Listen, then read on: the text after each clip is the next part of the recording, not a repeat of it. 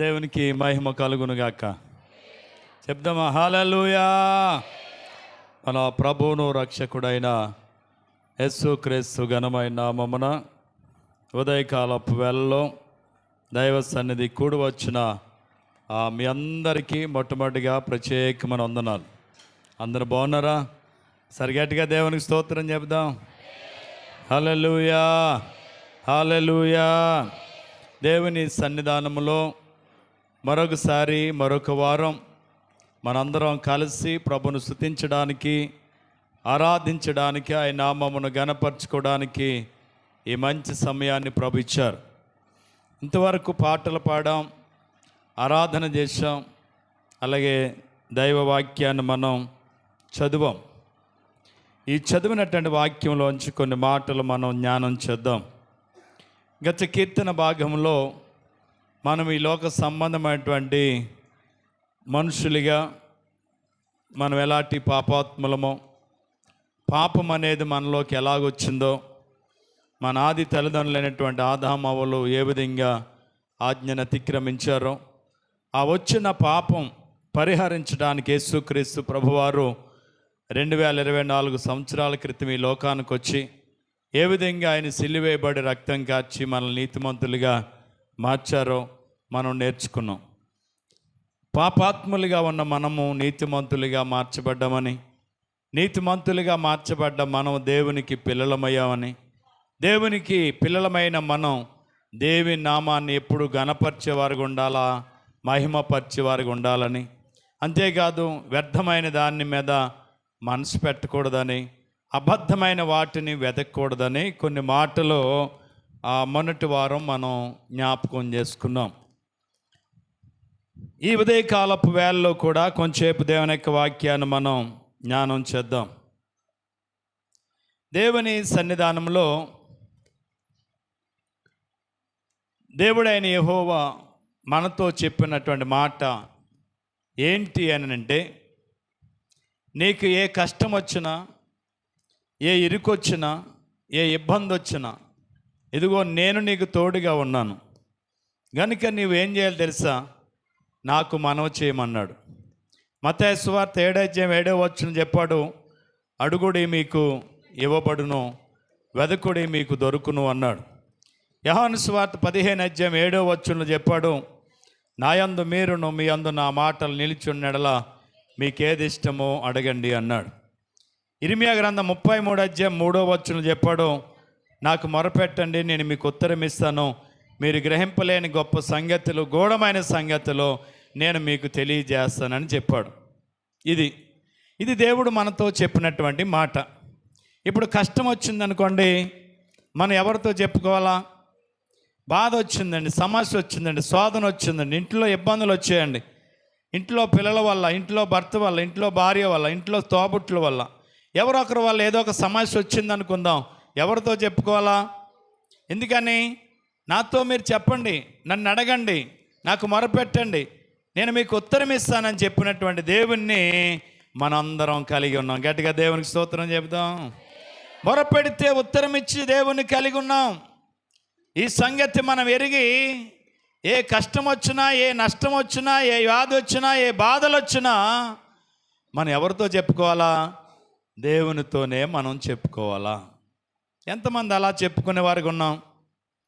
దేవునితో తర్వాత చెప్పుకుంటాం, కానీ ఊర్లో అందరికీ చెప్పేస్తాం. మనం చెప్పకుండా విషయాలు కూడా కొంతమంది, ఇంట్లో విషయాలు చెప్పకుండా కూడా చెప్పేస్తూ ఉంటారు కొంతమంది. తర్వాత చెప్పేసిన తర్వాత బాధపడే వాళ్ళు ఉంటారు. దయచేసి గమనించండి, ఏ విషయమైనా సరే మనం బయటి వారికి చెప్పుకోవాల్సిన అవసరం ఏమీ లేదు. దానివల్ల ఏమీ మనకి ప్రయోజనం లేదు. దానివల్ల మనమే వాళ్ళకి లోకు అవుతాం, అవమాన పాలవుతాం. ఒకరోజు మనల్ని వెత్తి పొడిచి దెప్పి పొడిచే పరిస్థితులు వస్తాయి. గమనించుకోవాలని మీకు మనవి చేస్తున్నాను. సమస్య అనేది రాకమానదు, సమస్యలు అనేవి ఉండక మానవు, కష్టం అనేది రాకమానదు. ఎంత మరి కోడేశ్వరుడు కానీ ఏదో ఒక కష్టం ఇంట్లో వస్తూనే ఉంటుంది. ఎంత ఉన్నతమైన వాళ్ళకైనా ఒకసారి ఇంట్లో వండుకోవడానికి ఉండదు, ఏదో ఒక సమస్య వస్తూనే ఉంటుంది. సమస్య వచ్చిందని చెప్పేసి సమస్యను బయట మనం చెప్పుకోవాల్సిన అవసరం లేదు. ఎందుకో తెలుసా? మనం ఆరాధిస్తున్నటువంటి దేవుడు మనం ఆరాధిస్తున్న దేవుడు, ఎవరినైతే దేవుడు అని కొలుస్తున్నాం, ఆ దేవుడు మన సమస్యకు పరిష్కారం ఇచ్చేవాడై ఉన్నాడు. గట్టిగా దేవుని స్తోత్రం చెప్దాం. మనం ఏది చెప్పుకున్నా ఎవరికి చెప్పుకోవాలా? ఆయనకి చెప్పుకోవాలా, ఆయనకి చెప్పుకోవాలా. భక్తుడు ఏంటంటే దావీదు ఎవరికి చెప్పుకున్నాడు? తన కష్టంలో ఎవరికి మొరపెట్టుకున్నాడు? కొన్ని విషయాలు ఈ కీర్తనలో మనం ఆలోచన చేద్దాం. 2వ వచనం, నా రాజా నా దేవా నా ఆర్తధ్వని ఆలకించుము, నిన్నే ప్రార్థించుచున్నాను. గట్టిగా దేవునికి స్తోత్రం చెబుదాం. ఎవరిని? నిన్నే. నిన్నే అంటే ఇంకెవరికి లేరు, ఇంక అక్కడ ఏకవచనం. మిమ్మల్ని అంటే అందరం వస్తాం, కానీ అక్కడ నిన్నే నేను ప్రార్థిస్తున్నాను. ఇదిగో నీకే నేను మనవి చేసుకుంటున్నాను, నీతోనే విషయాన్ని చెప్పుకుంటున్నాను. నా దేవా నా రాజా, ఇదిగో నా ఆర్తధ్వాన్ని నువ్వేం చేయాలా? ఆలకించు. ఇదిగో నా కష్టం ఉంది, నా హృదయంలో వేదన ఉంది, ఇదిగో నా హృదయంలో దుఃఖం ఉంది. అయ్యా నీవు తప్పకుండా నాకు సహాయం చేయమని నిన్నే నేనేం చేసుకున్నాను తెలుసా? ప్రార్థిస్తున్నాను. చూడండి ఒక మాట, మీరు 88వ కీర్తన 13వ వచనంలో కూడా ఒక మంచి మాట చెప్తాడు. 88వ కీర్తన 13వ వచనం చూడండి, ఇక్కడ నుంచి చాలా స్పష్టంగా చెప్తున్నాడు. యెహోవా నేను నీతోనే మనవి చేసుకుంటున్నాను, నీవు నా ప్రార్థన ఉదయమున నా ప్రార్థన నిన్నెదుర్కొనను. ఇక్కడ చాలా స్పష్టంగా చెప్తున్నాడు, నీతోనే నేను ఏం చేసుకుంటున్నాను? మనవి చేస్తున్నాను. అంటే ఇంకెవరితో నేను ఈ విషయం చెప్పలేదు, ఎవరితోనూ ఈ విషయాన్ని పంచుకోలేదు, ఎవరితోనూ ఈ సమస్య నేను చెప్పుకోలేదు. ఇదిగో ప్రభువా నీతోనే చెప్పుకుంటున్నాను. కొన్నిసార్లు ఇంట్లో వాళ్ళకి కూడా కొన్ని విషయాలు చెప్పకుండా ఉంటాయి. అవన్నీ కూడా మనం చెప్పుకోవాల్సింది ఎవరికో తెలుసా? దేవునికే చెప్పుకోవాలి. ఈ అలవాటును ప్రతి క్రైస్తవురాలు అలవాటు చేసుకుని రాగల దినాల్లో అలాగూ మీ జీవితాలను దేవుని మహిమ కొరకు కట్టుకొందురుగాక. హల్లెలూయా, హల్లెలూయా. మన కుటుంబాలు ఎప్పుడు దేవునికి మహిమ కొరకు వాడబడాలి. అవమాన పాలవడానికి వెళ్ళేదో, లోకంలో మనందరం నోట్లలో పడ్డానికి వెళ్ళేదో. ప్రతి సమస్య ఉంటుంది, సమస్య లేని వాడు లేడు. సమస్య ఎవరితో చెప్పుకోవాలా? పరిష్కరించేవాడితో చెప్పుకోవాలా, సమస్యకు విడుదల ఇచ్చేవాడితో చెప్పుకోవాలా. ఇదిగో యెహోవా నీతోనే నేను మనవి చేసుకుంటున్నాను, ఇంక నేను ఎవరికి ఈ విషయాన్ని చెప్పలేదు, ఇదిగో ఎవరికి ఏ విషయాన్ని చెప్పదలుచుకోలేదో, నీతోనే నేను మనవి చేసుకుంటున్నాను, నీతోనే. నిజంగా ఎప్పుడైతే అలాంటి ఏక మనసు కలిగి దేవునికే చెప్పుకునే వారిగా ఉంటామో అప్పుడే మన సమస్యకు దేవుని దగ్గర పరిష్కారం దొరుకుద్ది. గట్టిగా దేవునికి స్తోత్రం చెప్దాం. హల్లెలూయా. కొంతమందిని మీరు గమనించండి, ఊర్లో ఉంటారు, వాళ్ళ ఇంట్లో సంగతి చిన్న విషయం కూడా బయట చెప్పరు, కానీ ఊర్లో వాళ్ళ సంగతులు అందరూ తెలిసేసుకుంటారు. వాళ్ళకి ఊర్లో సంగతులన్నీ కావాలా, కానీ వాళ్ళ ఇంట్లో సంగతిని ఒక్కడికి బయటికి రానివ్వరు. ఈ విషయం మీరే చెప్తారు, ఆ ఇంట్లో మాట మాత్రం బయట చెప్పదండి, ఊర్లో అందరే చెప్తారు. మరి ఎందుకు ఆ మంచికి చెప్తావు నువ్వు? మరి నీకు ఆ మంచిని బట్టి బుద్ధి రావాలి కదా, ఆ మంచిని బట్టి నీకు మార్పు రావాలి కదా. ఊరందరి సంగతులు ఆవిడకి కావాలి, కానీ ఆవిడ సంగతులు ఎవరికి చెప్పదంటారు. మరి నీకు నీ సంగతి ఎందుకు చెప్తున్నావు? ఆలోచన చేసుకోండి. చాలామంది తెలివైన వాళ్ళు ఎదుటివాని సంగతులన్నీ తెలుసుకుని ఊరంతా చెప్తారు. వాళ్ళ ఇంట్లో ఎన్నో జరిగిపోతాయి ఉంటాయి, ఎవరికి తెలియనివారు. ఎవరు మంచి వాళ్ళు అంటారు? ఇప్పుడు ఎవరు మంచి వాళ్ళు చెప్పండి? మీరా అల్లా? ఎవరికి తెలియకుండా తన సంగతులన్నీ మరుగు చేసుకున్నట్టంటే ఆవిడే మంచిది. ఎందుకంటే ఎవరికి చెప్పుకోవాల్సిన అవసరం మనకు లేదు, చెప్పుకుంటే ఎవరు తీర్చేవారు లేరు. సమస్య ఏమవుతుందో తెలుసా? పెద్దది చేస్తారు. సమస్యను ఏం చేస్తారు తెలుసా? పెంచుతారు. మన ఇద్దరి మధ్యలో అగాధాన్ని దూరం చేస్తారు. కనుక ఎవరితో చెప్పుకోవాలా? దేవునితోనే చెప్పుకోవాలట. దావీదు చెప్పుకున్నాడు, నీతోనే, ఇంక నాకు ఎవరితో కాంటాక్ట్ లేదు, ఎవరితో నాకు పని లేదు, నాకు కలిగిన నష్టం, నాకు కలిగిన కష్టం, నాకు వచ్చిన ఇబ్బంది, ఇదిగో నీతోనే చెప్పుకున్నాను ప్రభువా, నీతోనే నేను మనవి చేసుకుంటున్నాను. నిజమండి. ఎవరితో చెప్పుకోవాలి మనం? ఆయనతోనే చెప్పుకోవాలి. 65వ కీర్తన 2వ వచనం, 65వ కీర్తన 2వ వచనం.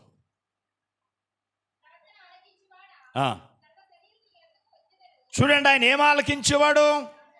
ప్రార్థన ఆలకించేవాడు.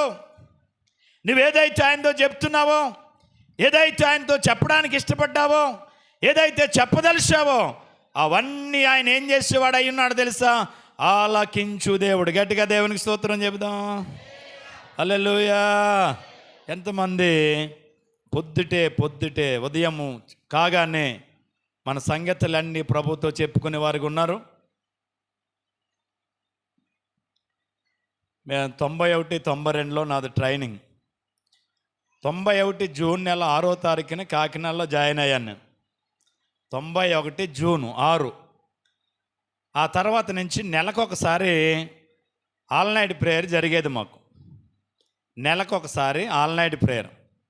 సాయంకాలం 9 గంటలకి ఆల్ నైట్ ప్రేయర్ స్టార్ట్ చేయబడేది. మళ్ళా ఉదయం తెల్లవారుజాము 3, 4 గంటలకి ఆల్ నైట్ ప్రేయర్ అయ్యేది. ఎందుకో తెలుసా? ఇంచుమించు 150, 160 మంది మేము ఉండేవాళ్ళం. ఇప్పుడు ప్రతి ఒక్కరు చేత ఏం చేయించేవారు? ప్రార్థన చేయించేవారు. అంటే 9 గంటల నుంచి 12 గంటల వరకు అలా ప్రార్థన జరిగేది. ఏదో కూర్చుని సతికిలిబడి బాసిబొట్లు వేసుకుని ప్రార్థన కాదు, నిలువు మోకాళ్ళ మీద ఉండాలి. ఒక ఆయన డేవిడ్ రాజు గారు అని ఉండేవారు. డేవిడ్ రాజు గారు అంటే మన కొడమంచులు ఆయన కాదు, ఈయన మా తర్వాత వచ్చినాడు మా ట్రైనింగ్ సెంటర్కి. మా ట్రైనింగ్ సెంటర్లో మా తర్వాత బ్యాచ్, 2వ బ్యాచ్ 3వ బ్యాచ్కి వచ్చాడు. ఆయన విజయనగరము, విశాఖపట్నం, జుంజువాడు ఒక ఆయన పట్లేరుగా ఓ గడబద్ద ఒకటి అట్టుకుని ఇలా నడుస్తూ ఉండేవాడు. ఎవడైనా నిలువు మోకాళ్ళు తీసి కింద కూర్చున్నారనుకోండి, నట్టి మీద పట్టమని కొట్టేవాడు. ఒక్కసారిగా తుల్లు పడలేసి మళ్ళా నిలువు మోకాలు వేయవలసి వచ్చేది. నిజంగా అలాగా 12 గంటల వరకు ప్రార్థన ఉండేది. 9 గంటల నుంచి 12 అంటే 3 గంటలు ప్రార్థన ఉండేది. తర్వాత 12 గంటల నుంచి ఒక అరగంట టీ బ్రేక్ ఇచ్చేవారు. బయటికి వెళ్ళి చక్కగా కాలు కుర్చీలు తెచ్చుకుని వాళ్ళు తీసుకుని వాటర్ తాగి మళ్ళీ అక్కడ టీ ఇచ్చేవారు, ఒక డ్రాప్ టీ తాగి మళ్ళీ వెళ్ళి ప్రార్థన స్టార్ట్ చేయాలి. 3 గంటలకి 1 గంటకి ప్రార్థన స్టార్ట్ చేస్తే 3 గంటలు మినిమం 3 + 4 కూడా అయ్యేది. అప్పుడు ప్రార్థన అయ్యేది అన్నమాట. అంటే ఇంచుమించు ఒక రాత్రి 6 గంటలు ఎలా ఉండవలసి వచ్చేది? నిలువు మోకాల మీద ఉండవలసి వచ్చింది. నిజం. మా డైరెక్ట్ గారిని ఎప్పుడు నేను అభినందించుకుంటానే ఉంటాను మనసులో. ఆయన అంత ప్రార్థన మాకు అలవాటు చేసి నిలువు మోకాల మీద అలా నిలబడి ప్రార్థన చేయగలిగేటువంటి అనుభవాన్ని ఆయన ద్వారా డాక్టర్ రెవరెండ్ ఎంఎస్ విలియమ్స్ అయ్య గారు మా కొరకు ఎంతో కష్టపడి మాతో పాటు రాత్రంతా అక్కడ ప్రార్థన మందిరంలో ఉండి ఆయన నిలువు మోకాల మీద ఉండి మమ్మల్ని నిలువు మోకాల మీద పెట్టి ఈరోజు ఇలా దేవుని సందులో నిలవగలిగే కృప ఆయన ద్వారా దేవుడు మాకు అనుగ్రహించారు. గట్టిగా దేవునికి స్తోత్రం చెబుదాం. నిజంగా నిలువు మోకాల ప్రార్థన మీకు ఎంతో అద్భుతాలు చేస్తుంది. మందిరంలో నిలువు మోకాలు పెట్టమంటున్నాను కాబట్టి పెడుతున్నారు కొంతమంది. స్టార్టింగ్లో చాలా ఎక్కువ మంది నిలువు మోకాలు ఉంటున్నారు. ప్రార్థన అయ్యేటప్పటికి 2, 3 ఉంటున్నారు. కనవాళ్ళు అందరూ సతికిలు పడిపోతున్నారు. గమనించండి, మీరు నిజంగా నిలువు మోకాల మీద ఉండి చేతులు ఆకాశం వైపెత్తి దేని మీద మనసు పెట్టుకోకుండా కేవలం మనసంతా దేవుని వైపు నిలిపి మీరు ప్రార్థన చేయగలిగితే ప్రభావం ఎక్కడి నుంచి దిగుతుంది? పైనుండి ప్రభావం మనలోనికి వస్తుంది. నిజంగా మీరు అలా నిలబడి ఏకాగ్రత కలిగి దేవుని సందులో మీరు ప్రార్థన చేయగలిగితే మీ మోకాలు నొప్పులు ఉండవో, మీ చేతి గూట్లో నొప్పులు ఉండవో, శారీరకంగా ఏ బలహీనత మీలో ఉండదో దేవుని ప్రభావము మన మీదకి దిగి వస్తుంది. గట్టిగా దేవునికి స్తోత్రం చెబుదాం. ఏదో మనం చేసేది ఏలమరి ప్రార్థన చేస్తున్నాం, ఆటోమేటిక్ ఏదో చేయాలి కదా అని చేస్తున్నాం, ఫలితాన్ని చూడలేకపోతున్నాం, ఆశీర్వాదాన్ని పొందలేకపోతున్నాం. లేదు ఆ రోజు మేడగదిలో యేసు ప్రభు మాట విని 120 మంది భక్తులు మేడగదికి వెళ్ళి వాళ్ళు ప్రార్థన చేశారు. ప్రార్థన ఏంటో తెలుసా? ఎడతెగని ప్రార్థన చేశారు. 10 రోజులు వాళ్ళ ప్రార్థనకు ముగింపు లేదు. 10వ రోజు వాళ్ళ ప్రార్థనకి ఏం జరిగింది? పరలోకము నుండి ఆకాశం నుండి అగ్ని ఏమవుతుంది తెలుసా? ఒక్కొక్కరి మీద అగ్ని కణం వలె పరిశుద్ధాత్ముడు దిగి వచ్చినప్పుడు వాళ్ళు శక్తిని పొందారట. అన్య భాషలు మాట్లాడడం మొదలు పెట్టారంట. దేవుడు వాక్శక్తి అనుగ్రహించిన కొలదే వారు ఏం చేశారు తెలుసా? భాషలు మాట్లాడటం మొదలు పెట్టారు. గట్టిగా దేవునికి స్తోత్రం చెబుదాం. నువ్వు కొంచెంసేపు మోకాల మీద ఉందామమ్మా అని దౌడికి అయ్యి బాబు అని చెప్పి ఉండతారు అయ్య గారు అన్నాడు చూస్తున్నాను. కానీ మోకాళ్ళ అనుభవాన్ని మీరు అలవాటు చేసుకుంటే పైనుండి ఏం పొందుతారు తెలుసా? మీరు శక్తి పొందుదురు. ఎక్కడి నుంచి వస్తుంది? పైనుండి శక్తి వస్తుంది. అప్పుడు ఏం పొందుతాం తెలుసా? మనం బలవంతులు అవుతాం. ఆత్మలో బలవంతులుగా మనం మారాల. శారీరకంగా చాలా లావుగా ఎత్తుగా ఉండొచ్చు మనం, ఇది అక్కర్లేదు దేవుడికి. దేవుడికి కావాల్సింది ఆత్మ బలము కావాలా. ప్రియుడా, నువ్వు అన్ని విషయాల్లో ఏమవ్వాలి తెలుసా? వర్ధిల్లాలా, అన్ని విషయాల్లో వర్ధిల్లాలా. కనుక నీవు దేవుని సన్నిధానములో ప్రార్థన ఉదయమే మొదట వచ్చిన మనం చూస్తే, యెహోవా నా మాటల చెవిని పెట్టుము, నా జ్ఞానము లక్ష్యముంచుము. కింద వచ్చినకి వస్తాడికి, యెహోవా ఉదయమున నా కంఠస్వరము నీకెనబడను, ఉదయమున నా ప్రార్థన నీ సన్నిధిని సిద్ధము చేసి కాశీయుందును. ఉదయమునే ఎక్కువనే లేవకుండగానే వెంటనే దేవునితో మనం చెప్పుకునేవారిగా ఉండాలి. మన అవసరత, మన ఇరుకు, మన ఇబ్బంది, మన కష్టం, మన వ్యాధి, మన బాధలు, మన సమస్యలు ప్రభువుతో చెప్పుకోగలిగే వారిగా ఉంటే మనము ధన్యులం. గట్టిగా దేవునికి స్తోత్రం చెబుదాం. హల్లెలూయా. ఎప్పుడు తెల్లారుతుందా అని చూసిందంట ఒక ఆవిడ. ఎప్పుడు తెల్లారుతుందా అని చెప్పాడు, చూసిందట. ఎందుకో తెలుసా? ఆ లాయన్ తోటంట ఒక ఆయన అన్నాడట, రే మీ ఆవిడకి ఎప్పుడు నిజమైన కానీ చెప్పుకో, కొంచెం ఆవిడ దగ్గర కూడా కొంచెం మొరుగుండాలి, కొన్ని విషయాలు చెప్పొద్దు అన్నాడట. చెప్తే ఏమవుతుంది అన్నాడట. ఏమవుతుంది తర్వాత చూద్దు కానీ నువ్వు చెప్పక అన్నాడట పెద్ద ఆయన. చెప్తే ఏమవుతుందో చూడాలనుకున్నాడంటే, చెప్తే ఏమవుతుందో చూడాలనుకున్నాడట. ఆడన్నాడు కదా చెప్పొద్దని, చెప్పాలనుకున్నాడట. ఏం చేద్దా చూద్దామని ఇంట్లో గొయ్యతవ్వి అంటిపొందోడు అట్టుకొచ్చి గోతులో ఎట్టేసి కప్పెడుతున్నాడు. గొమ్మని మెలుగొచ్చిందంట దేవుడికి. ఏంటన్నదట, నువ్వు మాట్లాడకు, కంగారు పడుకు, మన అంత మాట గొడవకొస్తున్నాడు కదా అని చంపేశాను, ఇందులో పాతి పెట్టేశాను అన్నాడట. విషయం ఏందే, వీడు లెక్క ఉండగానే లేచిపోయి ఆ లీదులో కానిస్టేబుల్ ఎప్పుడు అద్దుకుంటున్నాడట. అన్నయ్య గారండి అన్నదండి వెళ్ళి. ఏ అమ్మ అన్నాడట. ఏం బావగారు రాత్రి ఒక ఆయన చంపేశారట, ఇంట్లో పాతి పెట్టేశారండి అని చెప్పొచ్చిందట. ఎవరు చెప్పారో? అలా ఆవిడే చెప్పింది వెళ్ళి. ఈ పోలీసుడు కదా మరి ఎంత పరిచయమైనా, ఎంత అన్నదమ్ములు అనుకున్నా కానీ వృత్తిరీత్యా వాడు ఇంకేం చేస్తాడో వెంటనే పై ఆఫీసర్లకు ఫోన్ చేశాడట. హత్య జరిగిందంట, వాళ్ళ ఇంట్లోనే పాతి పెట్టాడంట, అలా ఆవిడ వచ్చి చెప్పిందని చెప్పాడట. వెంటనే బెట్టాలని వచ్చేసింది. మొత్తం అందరు ఇంటి చుట్టుముట్టేశారు. ఇల్లు చుట్టుముట్టారు. ఇల్లు చుట్టుముడితే గవ్వవా ఇంట్లోకి వెళ్ళాడట. పోలీసులు అందరూ వచ్చారని సంగతి ఉలికిపడి నిద్దట్లో తెలిసిందట. బయటికి పరిగెట్టిపోదాం అనుకున్నాడట. బయటికి పరిగెట్టుకెళ్ళిపోదాం, అసలు ఏంటని చూద్దామంటేనే బయటికి ఎందుకు పరిగెట్టగలనుకున్నాడో, ఇంటి ముందు ఎప్పుడు ముళ్ళకంప పాతకరా బావు అన్నాడట. ఈడు రక్కీస్ కంప పాతాడట. ఏమవుద్ది అనుకున్నాడు, తెలియాలి కదా. ఇప్పుడు ఇంటికి పరిగెట్టుకెళ్తుంటే రక్కీస్ కంప అట్టేసుకుందంటే సట్టక తలుక్కుని అట్టుకుంది. పోలీసు వాళ్ళకి దొరికేసాడు. రక్కీస్ కంప ఎందుకు పాతొద్దు అన్నాడో అర్థమైంది. రెండవది, భార్యతో ఏం చెప్పొద్దు అన్నాడు, నిజం చెప్పొద్దు అన్నాడు. నిజం చెప్పినందుకు ఏమైంది, ఇంటి నిండా పోలీసు వాళ్ళు వచ్చేసారు. ఎక్కడ పాత పెట్టాడమ్మా చూపించంటే చూపించేసింది. గవ్వ ఇంటికాడ తవ్వుతే ఏముంది, అందులో శవం లేదు. అందులో ఏముంది, ఒక అంటిపొందు ఉంది. అమ్మ ఏంటంటే ఏం లేదండి, ఇలా చంపేశానండి, నాతో చెప్పాడండి, అందుకే మీకు చెప్పానండి అంటుందంట. చూసారా, ఆలోచన చేయండి. ఎవరితో చెప్పుకుంటాం మనం? ఎవరితో చెప్పకూడదు వాళ్ళతో చెప్తాం. ఎవరికి తెలియకూడదు అనుకుంటాం, వాళ్ళకే తెలిసిపోతాయి మన ఇంట్లో విషయాల్లో. దయచేసి గమనించండి. ఉదయమున నా కంఠ స్వరము నీకు ఏమవునో తెలుసా? వినబడను తండ్రి. పొద్దుటే లేవగానే నువ్వు మాట్లాడవలసింది, నువ్వు నీ మాటలు, నీ కష్టం, నీ ఎరుకు, నీ ఇబ్బంది, నీ సమస్య అంతా చెప్పుకోవాల్సింది ఎవరితో తెలుసా? ఆయనతోనే చెప్పుకోవాలట. ఉదయమునే ఉదయమున నా కంఠస్వరము నీకు వినబడును, ఉదయమున నా ప్రార్థన నీ సన్నిధిని సిద్ధము చేసి కాచియుందును. గట్టిగా దేవునికి స్తోత్రం చెప్దాం. హల్లెలూయా. ఎక్కువ జాము అంటే తెల్లవారుజాము 3 గంటలకు లేచి ఓ గంటన్నర లేకపోతే అరగంట ఇక్కడ వాళ్ళు ఎంతమంది ప్రార్థన చేసే వాళ్ళుగా ఉన్నారు?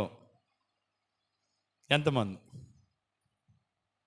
అమ్మ జడుతున్నారండి? యథార్థంగా చేస్తున్నాడు చెప్పండి. చాలామంది చేయలేతారు. మరి చాలామంది అలా కూర్చున్నారు. ఏంటి సంగతి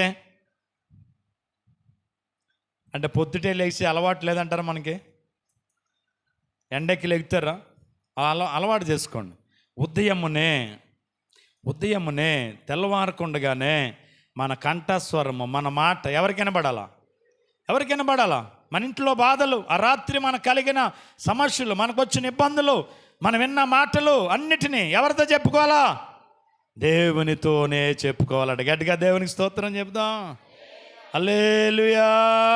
మీ సమస్య, మీకున్న ఇబ్బంది నువ్వు దేవునితో చెప్పుకుంటేనే పరిష్కారం దేవుని దగ్గర నీకు దొరుకుతుంది. ఎవరితో చెప్పుకున్నా ఏం ఉపకారం లేదు. ఎందుకో తెలుసా? వాళ్ళు కేవలం వినటం మట్టుకు వింటారు, కానీ నీకు ఏ విధమైన ఉపయోగకరంగా వాళ్ళు ఉండరు. కాబట్టి దావీదు చెప్తున్నటువంటి మాట చూస్తే, నీతోనే నేను చెప్పుకుంటాను ప్రభువా, నీతోనే. యెహోషువ గ్రంథం 24 అధ్యాయం 15 వచనంలో చూస్తే, యెహోషువ గ్రంథం 24 అధ్యాయం 15 వచనంలో చూస్తే,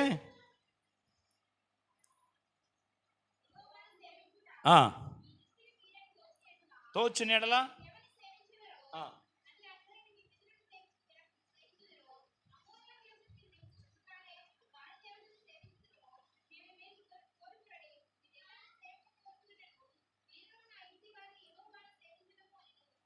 చూడండి, యెహోషువ ఒక మంచి మాట చెప్తున్నాడు. ఇదిగో మీరు అవతల దేవతలను ఆరాధించారు, నది యువతల నది అవతల. ఇదిగో మీరెవరిని సేవింపగోరినను నేనును నా ఇంటి వారు మాత్రం యెహోవానే సేవిస్తాం. గట్టిగా దేవునికి స్తోత్రం చెప్దాం. యెహోవాతోనే మేము చెప్పుకుంటాం, యెహోవాతోనే మేము మనవి చేసుకుంటాం, యెహోవాతోనే నేను సహవాసం చేస్తాను. మీరు ఎవరిని సేవిస్తారో నాకు తెలియదు. ఒక మంచి మాట. ఉదయకాలపు వేళలో ఉదయమునే మన కంఠస్వరము దేవునికి వినబడాల. మనం ఉదయం లేవగానే ప్రభుతోనే మనం మాట్లాడాలి, ప్రభువుకే మనం మనవి చేసుకోవాలి, ప్రభువుకే మన సమస్యలన్నీ కూడా చెప్పుకోవాలి. ఈ అలవాటు మనం అందరము చేసుకుని రాగల దినములలో దేవునితో ఉదయమే సహవాసము చేయుదుముగాక. హల్లెలూయా, హల్లెలూయా. రోమీయులకు రాసిన పత్రిక 10వ అధ్యాయం 12వ వచనం. రోమీయులకు రాసిన పత్రిక 10వ అధ్యాయం 12వ వచనం.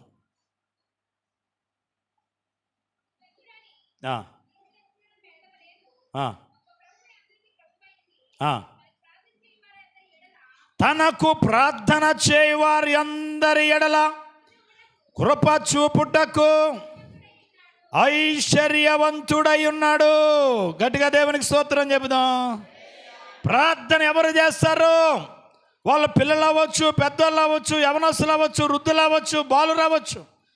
ఎవరు ప్రార్థన చేస్తారో వాళ్ళందరికీ కృప చూపడానికి, వాళ్ళందరికీ మేలు చేయడానికి, వాళ్ళందరికీ ఆశీర్వాదాన్ని ఇవ్వడానికి, వాళ్ళందరినీ ప్రత్యేక రీతిలో వాళ్ళ అవసరతలన్నీ తీర్చడానికంట ఆయన కృప చూపడానికి ఎవరై ఉన్నారు? ఐశ్వర్యవంతుడట. గట్టిగా దేవుని స్తోత్రం చెబుదాం. హల్లెలూయా. కృప చూపడానికి ఐశ్వర్యవంతుడు. మరి వద్దా నీకు దేవుని కృప? నీకు వద్దా? ఆ రోజు యోబు చుట్టూ కృప ఉన్నది కనుకనే సైతాను సొరబడలేకపోయాడు. కృప తీసేయ్, కంచి తీసేయ్ అని పట్టడి తీయించి యోబు జీవితంలో ఏం తెచ్చిపెట్టింది? మొత్తం కుటుంబం అంతా గలిబిలు చేసి పడేసింది. అప్పుడు వరకు ఎవరికి చోటు లేదు, అప్పుడు వరకు ఎవరికి చోటు లేదండి. సాతాను వెళ్ళడానికి చోటు లేదు. ఇప్పుడు అప్పుడు వరకు ఎవరి కృప ఉంది? దేవుని కృప ఉంది. దేవుని కృప ఉంది కనుక ఇప్పుడు యోబు ఇంటికి వెళ్ళేది, చూసేది, వచ్చేసేది. ఇప్పుడు ఇంటికి వెళ్ళింది, ఇంట్లోకి వెళ్ళిపోయే అవకాశం దేవుడు ఇచ్చాడు. కంచి తీసేశాడు, కంచి తీయబడ్డది. ఇప్పుడు ఎవరు ప్రవేశించారు? ఇప్పుడు సాతాను వెళ్ళగానే కుటుంబాన్ని ఏం చేసింది? తల్లకిందులు చేసింది, బిడ్డలందరినీ చంపేసింది, ఆస్తంతా పాడు చేసింది, యోబుకు శరీరం అంతా కుళ్ళిపోయేలాగా చేసింది, యోబు భార్య బిడ్డలను దూరం చేసింది, ఆ కుటుంబం అంతా తల్లకిందులు చేసేసింది. ఎవరొచ్చి అప్పుడు వరకేమో అందరూ ఆశీర్వదించబడ్డారు. ఎవరు కృప ఉంది కాబట్టి. ఇప్పుడు కృప తొలగిందా? ఎవరు వస్తారు? అలా చూస్తున్నారండి. కృప తొలగితే ఎవరు వస్తారు? సాతాను వస్తే ఎలాగుంటుంది? బాగుంటుందా? ఓ రోజున అనుకుందంట, మత్తయి సువార్తలో రాయబడ్డది, నేను విడిచి వచ్చిన ఇల్లు ఎలాగుంటుందో చూసొద్దామనుకుందట. ఏం చేయాలనుకుంది? సాతాను విడిచి వచ్చిన ఇంటికి వెళ్ళాలనుకుందంట. ఒకరోజు ఎలాగుంటుందో చూద్దామనుకుందట.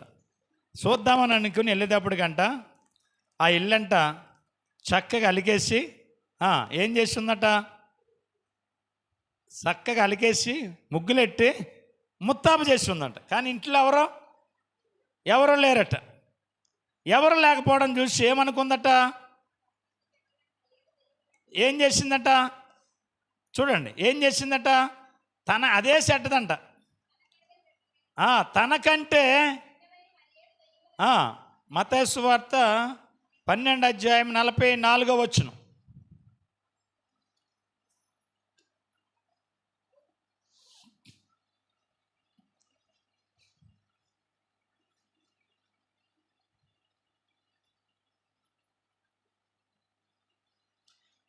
చూసారా? అక్కడ రాయబడ్డది ఏంటి తెలుసా?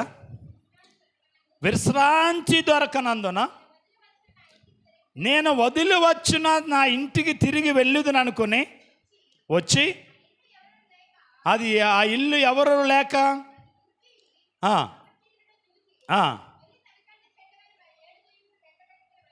చూడండి ఎన్నట్లని తీసుకొచ్చిందంట. ఎలా ఉంటుందంటారు ఇప్పుడు ఇల్లు? మన ఇంటికో దెయ్యం వస్తేనే ఇల్లంతా గలిబిలి చేస్తుంది. అలాంటిది ఎన్ని తీసుకొస్తుందట? ఎందుకు వస్తాయండి? ఎందుకు తీసుకొస్తుందండి? ఏమి లేదు కాబట్టి. కృప లేదు.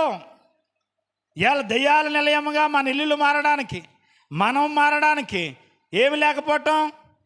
దేవుని కృప మనకు లేకపోవటం. ఎప్పుడు వస్తుంది కృప? నువ్వు ఆయనకి ప్రార్థన చేసే బిడ్డవైతే, ఆయనకు మనము చేసే బిడ్డవైతే, ఉదయమునే లేవగానే దేవునికే నీ స్వరాన్ని వినిపించే బిడ్డవైతే, నీకు కృప చూపడానికి ఆయన ఎవరై ఉన్నారట? ఐశ్వర్యవంతుడై ఉన్నాడట. గట్టిగా దేవునికి స్తోత్రం చెబుదాం. హల్లెలూయా. అంటే నీకు కృప కావాలంటే, నీకు కృప దొరకాలంటే, దేవుని కృపతో నీవు నీ కుటుంబము నింపబడాలంటే నువ్వేం చేసే బిడ్డవై ఉండాలి తెలుసా? ఉదయమే లేవగానే ప్రభుతో సహవాసం కలిగిన బిడ్డవైతే ఆయన కృప నీకు అనుగ్రహించబడుతుంది. 119వ కీర్తన 147వ వచనం చదువుదాం.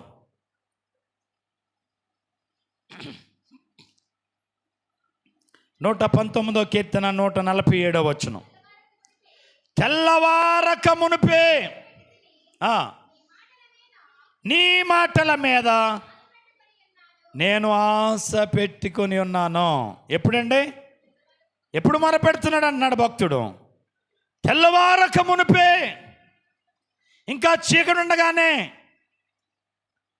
నీ మాట మీద నేనేం పెట్టుకున్నాను?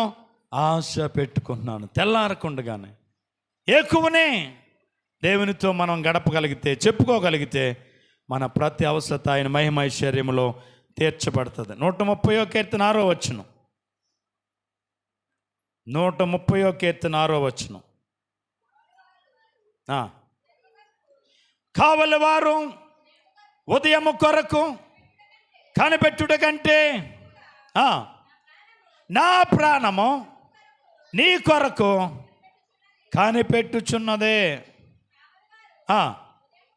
ఉదయము కొరకు కనిపెట్టుట కంటే ఎక్కువగా నా ప్రాణము కనిపెడుతున్నది. ఎలాగా? నైట్ డ్యూటీ చేసే వాళ్ళు ఎప్పుడు తెల్లారుతుందని చూసి తెల్లవారుగానే డ్యూటీ ముగించుకుని వచ్చేస్తారట. ఒక వ్యక్తి ఎలాగైతే నైట్ డ్యూటీ చేసి తెల్లారుతుందని చూస్తాడో అలాగ నేను నీ కొరకు ఏం చేస్తున్నానో నా ప్రాణము నీ కొరకు కనిపెడుతున్నది అంటున్నాడు. నా ప్రాణము నీ కొరకు కనిపెడుతుంది అంటున్నాడు. ఉదయం కొరకు కనిపెట్టుట కంటే మరి ఎక్కువగా మీకా గ్రంథం 7వ అధ్యాయం 7వ వచనం. మీకా గ్రంథం 7వ అధ్యాయం 7వ వచనం. అయినను యెహోవా కొరకు నేను ఎదురు చూచెదను, రక్షణకర్తయగు నా దేవుని కొరకు నేను కనిపెట్టుకొని ఉందును. నా దేవుడు నా ప్రార్థన ఆలకించును. హబక్కూకు గ్రంథం 2వ అధ్యాయం 1వ వచనం. హబక్కూకు గ్రంథము 2వ అధ్యాయము 1వ వచనం.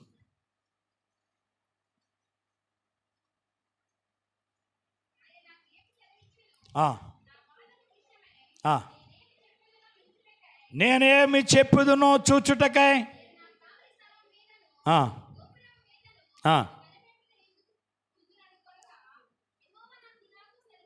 యెహోవా నాకు ఇలాగు సెలవిచ్చెను.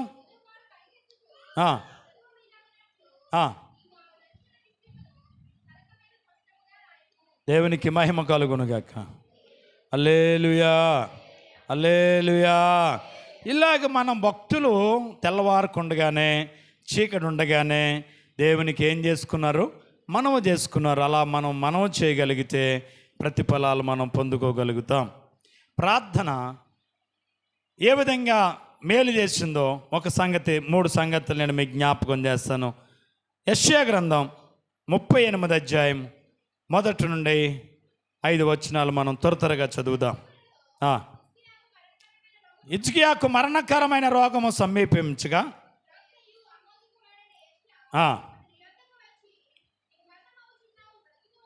గనుక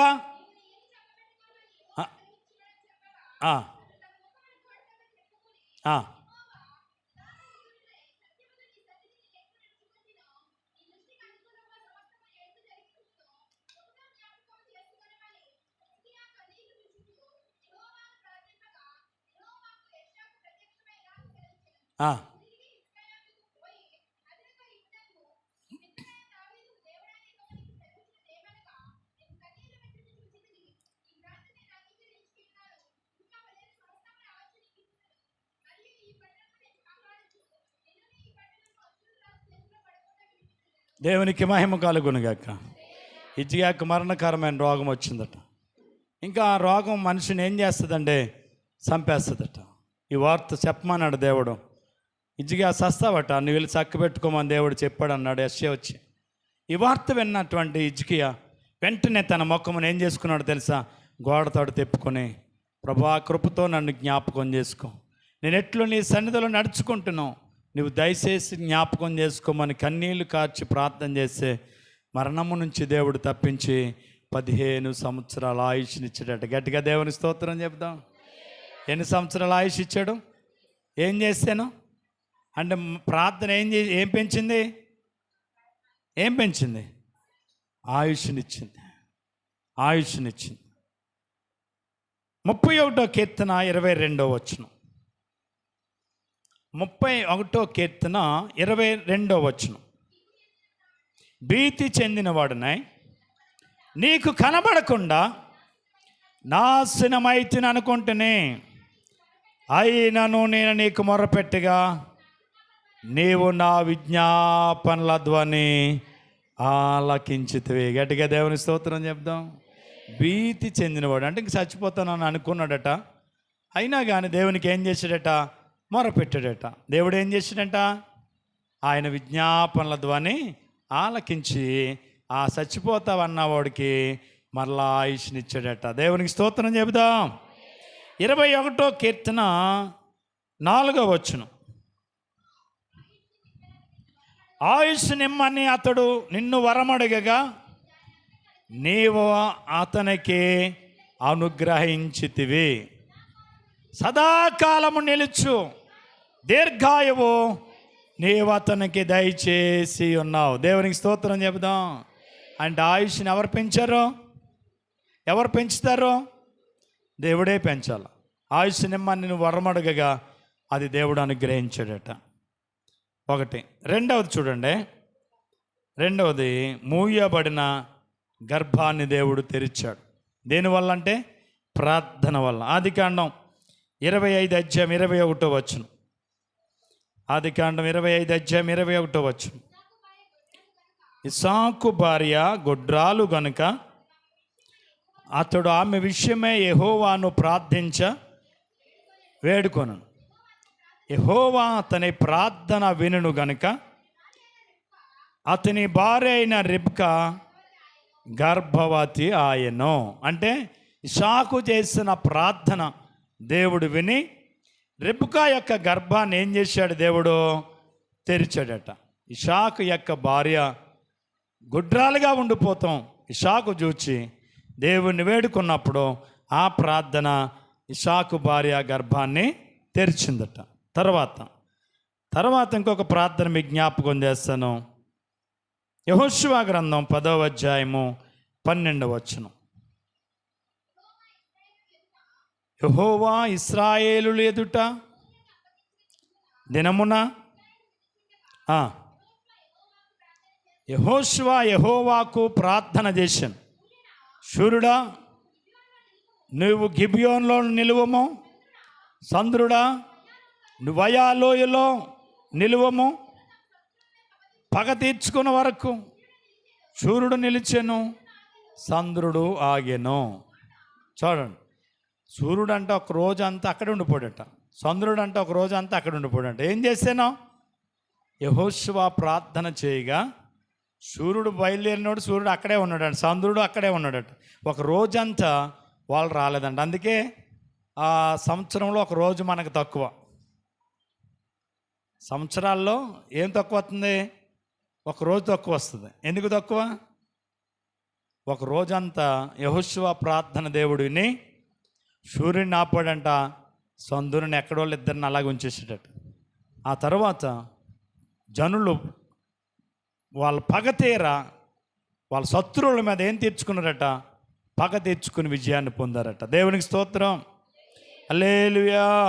చూడండి, నేను 3 విషయాలు చెప్పాను.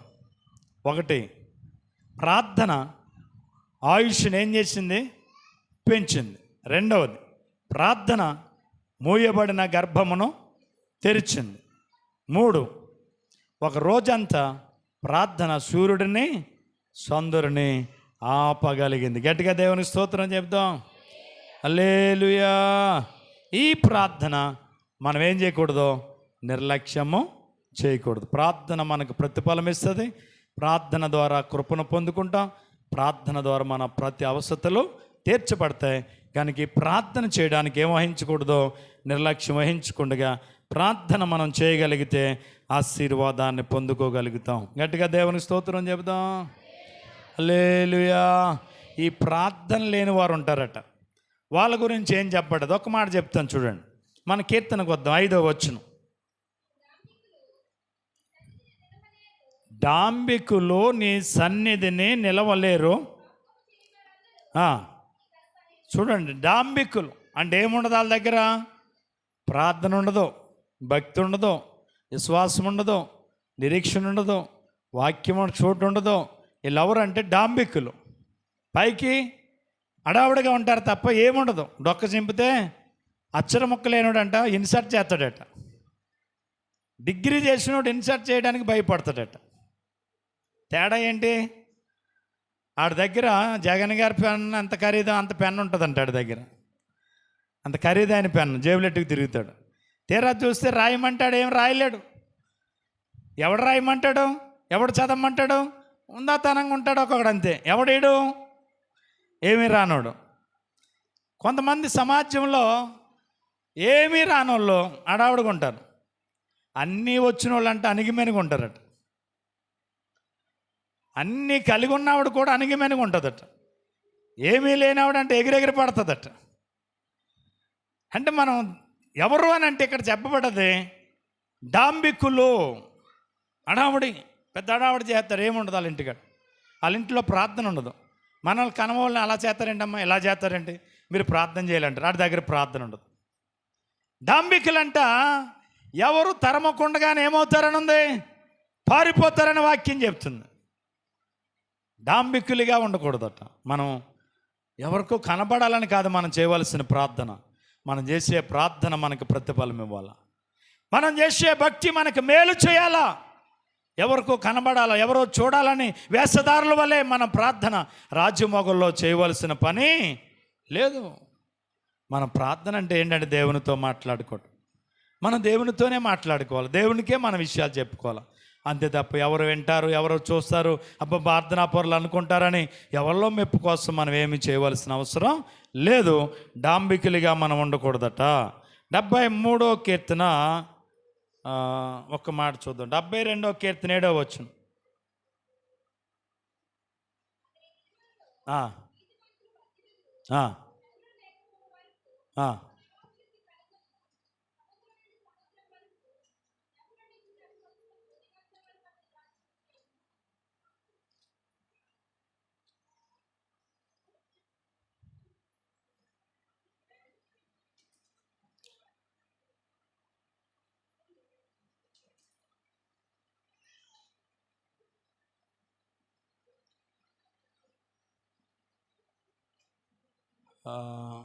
73వ కీర్తన 7వ వచనం కూడా చూడరా. క్రొవ్వు చేత వారి కన్నులు మెరకలై ఉన్నవి, వారి హృదయ ఆలోచనలు బయటికి కానవచ్చుచున్నవి. ఎగతాళి చేయుచు బలత్కారం చేత జరుగు కీడును వారు మాట్లాడుదురు. చూడండి, లవరు అని అంటే డాంబికులని రాయబడ్డది. 75వ కీర్తన 4వ వచనం. అహంకారులై ఉండకూడని అహంకారులకు నేను ఆజ్ఞ ఇచ్చుచున్నాను. కాబట్టి ఎలా ఉండకూడదు, డాంబికులుగా మనం ఉండకూడదు, అడావుడిగా ఉండకూడదు. ఎందుకంటే మన డంబం ఏం చేస్తుంది, మనల్ని ఒకసారి సిగ్గుపరిచేస్తుంది. అందుకని అడావుడిగా ఎప్పుడు కూడా ఉండకూడదు. మింగడానికి ముద్ద లేనోడి కంటే మీసాలకి ఏమంటారు, సెంపంగి నూనె అంటారు. ఏమి లేనోడికి బయట ఏముండదు ఇంట్లో తినడానికి, కానీ బయట చూస్తే అడావులు చేస్తారు. ఒకసారి కొన్నిసార్లు మనం సిగ్గుపడవలసి వస్తుంది. అటువంటి పరిస్థితులు మనం కలిగి ఉండకూడదు. దేవుని సన్నిధానంలో మరి ఇలా కాకుండా మనం ఏం చేయాలనంటే చివరిగా ఒక మాట చెప్దాం.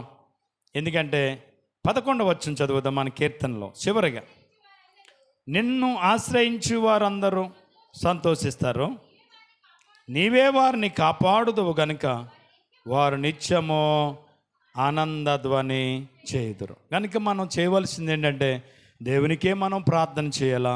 ఏ విధంగానూ మనం డంబంగా మాట్లాడడానికి మన దగ్గర ఏమీ లేదు. ఈరోజు ప్రాణం ఇచ్చింది దేవుడు, ఆయుష్ ఇచ్చింది దేవుడు, ఆరోగ్యం ఇచ్చేది దేవుడు, కలిగి ఉన్నవన్నీ ఇచ్చేది దేవుడు.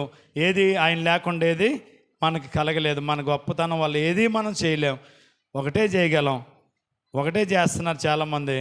తలకి రొంగేయగలరు, మీసాలకి రొంగేయగలరు తప్ప ఇంకేమీ చేయలేరు.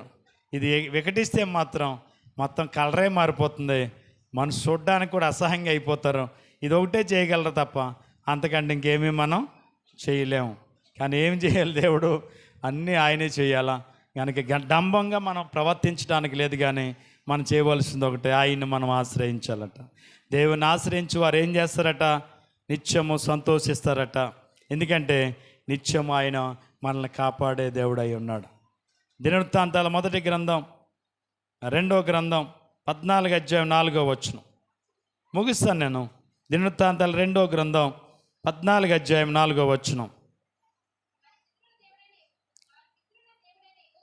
యెహోవాను ఆశ్రయించుటకును ధర్మశాస్త్రమును బట్టి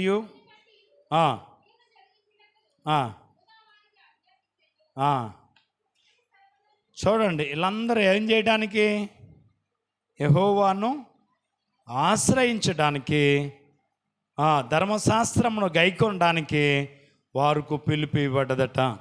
ఈ ఉదయకాలపు వేళలో వాక్యాన్ని వింటున్న ప్రియ సహోదరి సహోదరులారా, దేవుని ఆశ్రయిందాం, దేవుని ఆశీర్వాదం చేత నింపబడదాం. రాగల దినాల్లో దేవుని మహిమ కొరకు మనం అందరం వాడబడదాం. అట్టి కృప దేవుడు నీకు నాకు మనందరికి ఇచ్చి రాగల దినాల్లో దేవుడు తన మహిమ కొరకు మనలందరినీ వాడుకొనుగాక. ఆమేన్. హల్లెలూయా, హల్లెలూయా.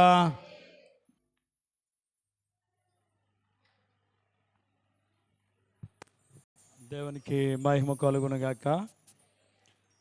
దయచేసి గమనించండి, 26, 27, 28 తారీఖులు సెప్టెంబర్ నెలలో మనకి ఉపవాస కూటాలు ఆఖరి వారం. మీరు ప్రార్థన చేయాలని మనం చేస్తున్నాం. అలాగే ఈ నెల 28, 29, 30 తారీఖుల్లో ఇసుకపూడిలో ఉపవాస కూడుకలు ఏర్పాటు చేయడం జరుగుతుంది. అలాగే సెప్టెంబరు 2, 3, 4 తారీఖుల్లో పెదపూడిలో ఉపవాస కూటాలు జరుగుతాయి. మన ఆఖరి కూటాలు అక్టోబర్లో మనకి ఎప్పుడు ఇంటికాడ పెద్ద చర్చిలో అక్టోబర్ నెలలో సెలవుల్లో మనకి మీటింగ్ జరుగుతాయి. దయచేసి మీరందరూ ప్రార్థన చేయాలని ప్రభు పేరట మనం చేస్తూ ఉన్నాను. ప్రతి రాత్రి మనం ఈ కూటాల కొరకు ప్రార్థన చేసేవాళ్ళం కనుక మీరందరూ కూడా ప్రార్థన చేయడానికి సిద్ధపడండి. కూటాల కొరకు అందరూ ప్రార్థన చేయండి, సిద్ధపడండి. దైవ సన్నిధిలో మరి దైవజనులు సిల్విమయ్య గారిని రావాలని అడుగుతూ ఉన్నాను, ఇంకా కన్ఫర్మ్ కాలేదు. ప్రత్యేకమైన దైవజనులు ఒకరోజు రావాలని హైదరాబాద్ నుంచి ఆయన కొరకు ప్రయత్నం చేస్తున్నాం. దేవుని సంధిలో మీరు అందరూ ప్రార్థన చేయాలని ప్రభు పేరట మనం చేస్తూ ఉన్నాను. దయచేసి అందరూ తలలో వంచండి, ప్రార్థన చేసి కార్యక్రమాలు ముగించుకుందాం. దయచేసి తలలో వంచండి, ప్రార్థన చేద్దాం. ఈ కూటాల కొరకు మరి ఈ నెలాఖరున ఇసుకపూడిలో జరిగే కూడుకుల కొరకు, సెప్టెంబర్ మొదటి వారంలో పెదపూడిలో జరిగే కూడుకుల కొరకు, సెప్టెంబర్ నెలాఖరున మనకు జరిగే కూడుకుల కొరకు ప్రతి రాత్రి మీరందరూ ప్రార్థన చేయాలని ప్రభు పేరట మనం చేస్తూ ఉన్నాను.